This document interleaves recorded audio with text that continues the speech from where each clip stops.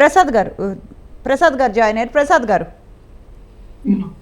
అయితే జనాభా ఎక్కువ అవటం మూలంగా మనం ఎక్కువగా ఎదుర్కొంటున్న సమస్య ఏమని అనుకోవచ్చండి? ఎక్కువ అవటం వల్ల తక్కువ అవటం మూలంగా ఇదేనమ్మా. ఇప్పుడు ఏజ్డ్ పీపుల్స్ ఎక్కువ ఉన్నందువల్ల వాళ్ళందరినీ పోషించాలి. ఇక్కడ ప్రతిదీ కూడా డెవలప్మెంట్ కూడా ఒక అవకాశం ఉందమ్మా. యువత తగ్గినప్పుడు ఈ జనరేషన్ గ్యాప్ వచ్చినప్పుడు మన దేశం కూడా మన రాష్ట్రం కూడా వెనకబడే పరిస్థితి ఉంటుందమ్మా.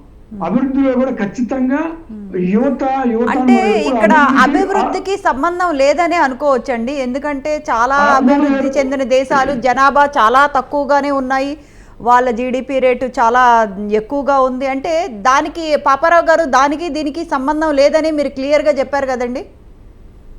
అక్కడ పరిస్థితులు, అక్కడ వాతావరణం, అక్కడ అవకాశాలు వేరమ్మా. ఇక్కడ మనకి మన అలవాటు పడ్డ కల్చరు, మన పరిస్థితులు వేరున్నాయి.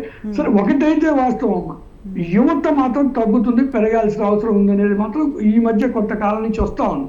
మనం ఎప్పుడు కూడా మైండ్ లో అందరికీ ఒక నాటేసాం.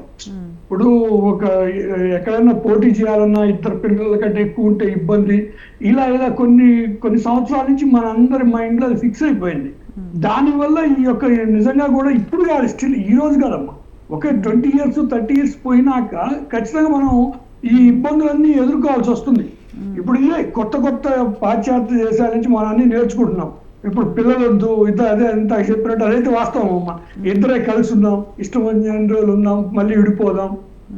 ఇప్పుడు ఇది వరకు మనం చూస్తే అదే అసలు వింటానికి అసహ్యంగా ఉండే పరిస్థితులు ఇవన్నీ ఉన్నాయి. ఇవన్నీ కూడా ఇదివరకు మనకు తెలియదు అవన్నీ. ఇప్పుడు మనకి కూడా ఇండియా కూడా వచ్చే పరిస్థితి ఉంది. ఇవన్నీ కూడా అసలు మంచిది కాదు. ఇంకొక తేడా అయితే ఉందమ్మా. ఇప్పుడు కుటుంబ నియంత్రణ చేయటం, ఇవి 10 మంది వద్దు, ఇదివరకు ప్రతి ఒక్కరు కూడా 6, 7, 8 మంది లేనిది అసలు లేదు. దాన్ని మనం తగ్గించుకుంటా వచ్చాము, అక్కడ సక్సెస్ అయ్యాం, అది ఈజీ. ఇప్పుడు మీరు చెప్పినట్లు పెంచడం అనేది దానికంటే ఒక కష్టమైన పరిస్థితి. అంటే ఇది పాసిబిలిటీ ఉందంటారా? పెంచడం అనేది పాసిబిలిటీ ఉందా? అది కష్టం. అది వాస్తవంగా అయితే అది కష్టం అమ్మా. తగ్గించే దానికంటే కూడా ఈ కష్టం. కానీ ఇప్పుడు పబ్లిక్ ఒక మైండ్ సెట్ మార్చుకుంటాం అంటే ఒక్క అవకాశం చాలా ఇంత నేను చెప్పినట్టు ఇదివరకు 18 ఏళ్ళకే ఆడపిల్ల పెళ్ళయ్యేది, 21 సంవత్సరానికి మ్యాక్సిమం అయిపోయింది, ఇంకా లోపు అయ్యేది. ఆ రోజు నుంచి వాళ్ళు దరిదాపు ఒక్క చోట చూస్తూ ఉంటే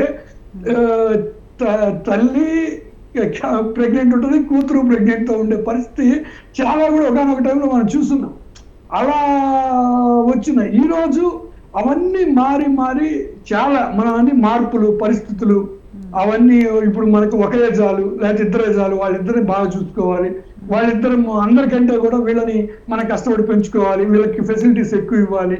మళ్ళీ ఎక్కువ అయితే వాళ్ళకి ఇప్పుడు 5 బట్టలు అయితే వాళ్ళకి కరెక్ట్ గా మనం ఇంత బట్టలు ఇవ్వలేము, ఇంత బిల్డింగ్లు ఇవ్వలేము, ఇంకా ఆస్తులు ఇవ్వలేము, ఒకరి చాలు, ఇద్దరు చాలు, నేను బట్టలు ఇబ్బందులు, మా పిల్లలు ఇలాంటి మైండ్ సెట్స్ తో మారుతా తగ్గుతా వచ్చామమ్మా.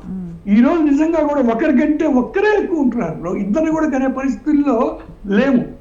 అది ఖచ్చితంగా నెక్స్ట్ జనరేషన్ అయితే ఆ గ్యాప్ వచ్చే పరిస్థితి మనం ఇబ్బంది పడే. మాకైతే ఇద్దరు ఉన్నారు లేండి, అంటే అంత కష్టమే లేదు, ఇద్దరు వరకు కష్టం లేదు. ముగ్గురు అంటేనే ఇప్పుడు కొత్తగా పెళ్ళే వాళ్ళు ఇప్పుడు ఆలోచించాల ముగ్గురికి. నాకు ఇద్దరు ఉన్నారు. మీ ఫాదర్ కి ఎంతమంది ఉన్నారు సార్? వాళ్ళ ఫాదర్ కి ఎంతమంది ఉన్నారు చెప్పండి? మా ఫాదర్ కి 4, వాళ్ళ ఫాదర్ 9 మంది. మరి ఎంత మనకేం తేడా వచ్చింది చెప్పండి మీరే. అదే నాకిద్దరు అది సార్ నేను చెప్తా ఉంది. ఆ తేడాతో మనం మైండ్ సెట్ మార్చుకుంటా వస్తా ఉన్నాం.